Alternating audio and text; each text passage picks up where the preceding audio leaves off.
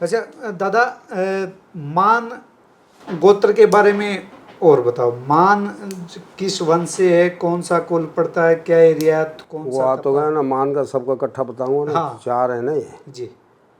दलाल।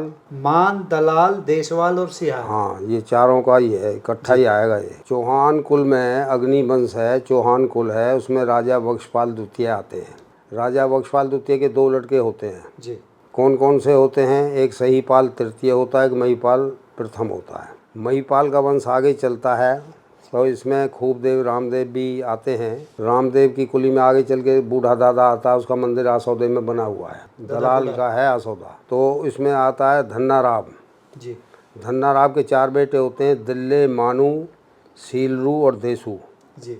दिल्ले को दलेल सिंह कहते हैं, जिससे दलाल गोत बना। मान सिंह थे, मान सिंह का मानू गोत है मान। और देसा का देसवाल हो गया। जी। तो ये 4 बेटे हैं धन्ना राव के। जी। वंश धन्ना राव का ही है। तो इनके ये उनसे गोत बने, इनका भाईचारा है। जी। इनके आपस में ब्याह शादी नहीं हो सकते। मान, दलाल, देशवाल और सियार। हाँ, इनका आपस में कोई शादी नहीं होती। इनको छोड़कर कहीं भी शादी कर सकते हैं। तो ये दलाल जो है इसी के अंडर आता है ये सब कुछ। इसमें बूढ़ा दादा आ जाएगा, उसका मंदिर बना हुआ है आसौदे में। और इनके 84 गांव हैं। 84 गाँव है। हाँ, तो ये जो मतलब हमारा 360 गांव पालम में लगते हैं या 360 गांव झाड़सा में लगते हैं, हाँ। उनमें ये शामिल नहीं है। दलाल किसी में शामिल नहीं है। दलाल की पंचायत होती है जोधपुर। इतने ही गांव में राजस्थान में भी हैं और उत्तर प्रदेश में सब जगह जहाँ भी दलाल हैं ये। जी। जी। और ये सब आसौदा, मांडोठी, सिलोटी जो है इनकी दादी है हेडक्वार्टर। सिलोटी छोटा सा गांव है। अच्छा। उसमें से ही ये सब बने हैं। तपा है इनका। तपा है वो। जी। उसी में छारा वारा सब, ये छारा पहले गुजरों का था, फिर इन्होंने लूट लिया था उनसे। अच्छा। दलालों ने। तो इसलिए जो है चिड़ी चांदी है इधर गोहाने में पड़ती है। गोहाना, हाँ, चिड़ी चांदी का पता है। गोहाना सोनीपत में पड़ता है। तो इस तरह से ये मालीगांव वहाँ से बसा चिड़ी से आगे। मालीगांव और भी आगे है। और ये जो आपका जो लाठर हैं, हाँ, लाठर का गांव है आता है, उसे निकल के आगे मालीगांव आता है। अच्छा। तो इस तरह ये बहुत फैले। और सफ़ेदों की तरफ भी दलाल बहुत हैं। और इनके पश्चिमी लाहौर में भी बहुत गांव हैं।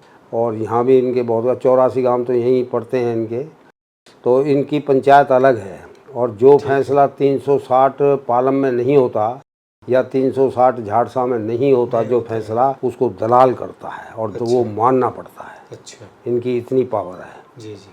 स्वतंत्र खाब है ये। ठीक है। अब आ गया समझ। मान के 12 गांव हैं। होलम भी ये जो पड़े, खेड़ा, कलाम, खुर्द, ये सब जो है ये मान के 12 गांव यहाँ हैं इनके। जी। और ऐसे ही और भी गांव हैं। और पंजाब में बहुत हैं। अब ये आपका जसवंत सिंह, भगवत सिंह मान चीफ मिनिस्टर है, वो मान है। हाँ। भगवत सिंह मान लिख रहा है। जी। जी। तो मान है, जाट है, सिख जत्था भी हमारा है, उसमें शामिल है। तो इसलिए वो पहले ही वर्णन में मैं कह चुका हूँ आपको। तो हम सब एक ही हैं, अलग से नहीं हैं। देशवाल के बहुत गांव हैं, बड़े बड़े गांव हैं। घोड़ी, चांट घोड़ी, इधर को चांट में तो जाखड़ हैं और घोड़ी में देशवाल हैं।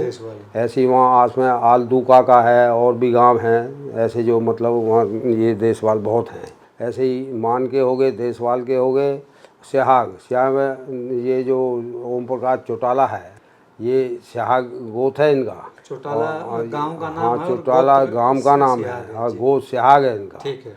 तो ये जो सब चीज़ें हैं, मतलब सीएम रहा है। जी। जी। और चौधरी साहब देवीलाल जी, वो तो जो अंकल जी तो बहुत ही कमाल के आदमी थे। उन्होंने तो काम किया। प्रधानमंत्री भी रहे। प्रधानमंत्री भी रहे। वो उसका जैसा आदमी नहीं मिलेगा। बिल्कुल। हाँ, वो उर्दू पढ़े लिखे थे लेकिन ईमानदार थे। ईमानदार नहीं होते और पूरे राजनीतिज्ञ होते तो उनको कोई निकालता नहीं। तो कोई उनके आसपास हाँ, भी नहीं। विश्वनाथ प्रताप सिंह धोखा नहीं करता। विश्वनाथ प्रताप सिंह ने धोखा किया है प्रधानमंत्री होते हुए, और उसको प्रधानमंत्री बनाया चौधरी देवीलाल ने।